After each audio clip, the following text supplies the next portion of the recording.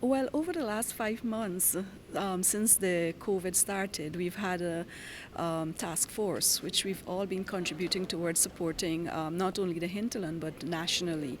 Very recently, I've sent in some masks to North Pacaraimas because they seem to, Region 8 just had 2 cases, but we're now waiting for it to explode. Of course, we have information about what is taking place in Region 9 and elsewhere, Region 7, Region 1, and His Excellency has quickly put together a plan of action which they're quickly working on, and I believe that comprehensively we have to deal with the national COVID issue that is, like you said, is going to cause us some serious setbacks if we Great. don't deal with it now.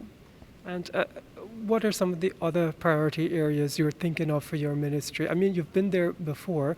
There might have been things left undone. Just what are you thinking of at this time? Well, one of the major issues which concerns Amerindians is the matter of land. We would all recall that in our government, in our previous tenure, we had been able to put together and commit funds to pursuing the completion of the land project, whereby we were expected to have all the lands titled that were applied for by Indigenous people, the extension, but there's been a setback, there's been a pause on it, more or less, and I intend to resume a much more robust attention to completing that project.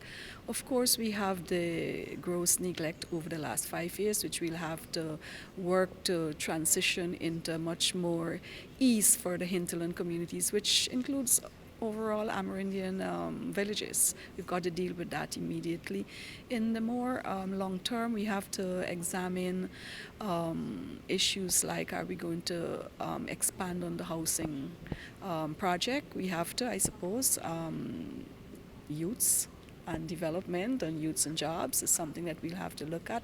And I always believe that the empowerment of the people is going to greatly help in any national drive to bring on par those who are in a lesser economic position.